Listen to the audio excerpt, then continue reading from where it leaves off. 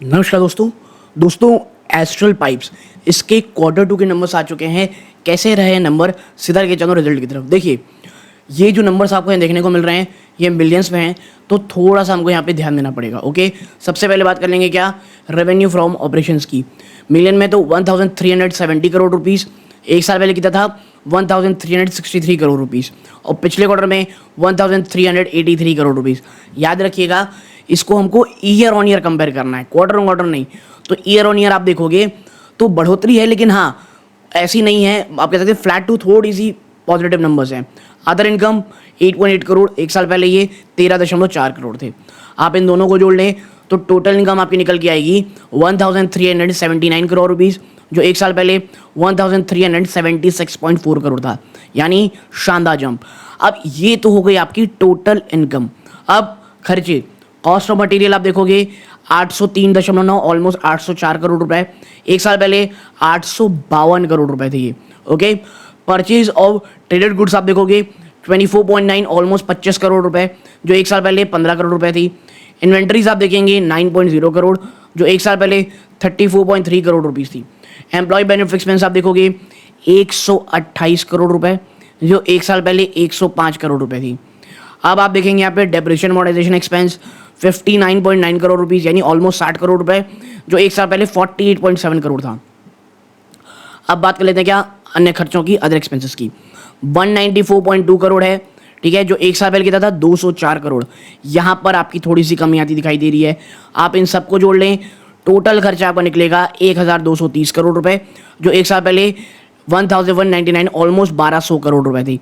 यानी आपके खर्चों में जंप तो देखने को मिल रही है। और अब जब आप profit before ordinary activities before share ये सब देखेंगे, ठीक है, प्रॉफिट बिफोर टैक्स आप देखेंगे तो आप पाएंगे 148 करोड़ का प्रॉफिट हुआ है, जो एक साल पहले 176 था और पिछले क्वार्टर में 163 करोड़ था।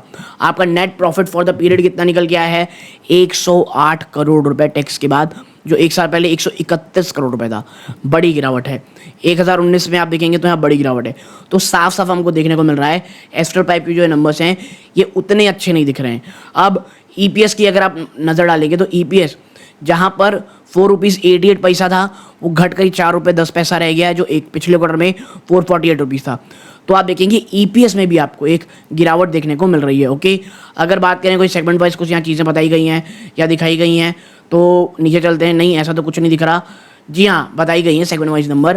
क्या क्या देखिए, सबसे पहला प्लम्बिंग बिजनेस जो इनका ब्रेड एंड बटर है, 980 करोड़ से बढ़ करके वो 966 करोड़ रुपये, माफ़ कीजिएगा घट करके 966 करोड़, यानी जो प्लम्बिंग बिजनेस है उसमें आपको ये डाउनफॉल देखना पड़ रहा है।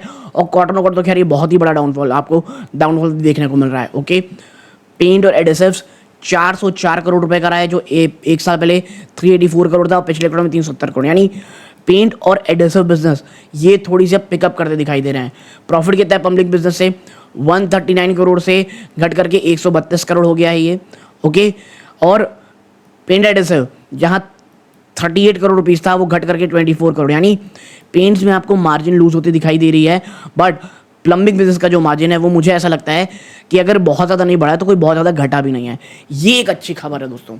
ओके, तो ये जो रिजल्ट हैं देखना ही होगा कल बाजार इसे किस तरह लेते हैं। और इतना ही नहीं, अगर बात करें कंपनी ने एस्ट्रल की, तो ये इसने डिविडेंड भी दिया अपने न्यूज़ को। कितना आप देखें, डिक्लेयर इंटरिम डिविडेंड ऑफ ₹1.50 का, और जो रिकॉर्ड डेट रखी गई है शेयर होल्डर के लिए payment of the interim dividend, ये कब रखी है, 15 नवंबर को। यानी अगर आप 15 नवंबर तारीख तक अपने पास इसका शेयर को होल्ड करते हैं तो भाई साहब आपको इसकी पेमेंट मिल जाएगी। और 30 दिनों के अंदर अंदर, 15 नवंबर है तो लगभग 14-15 दिसंबर तक मान लें आपको इसकी पेमेंट हो जाएगी। दोस्तों आपको कैसे लगे रिजल्ट कमेंट बॉक्स में बताइएगा। ये वीडियो का अंत है। जय हिंद।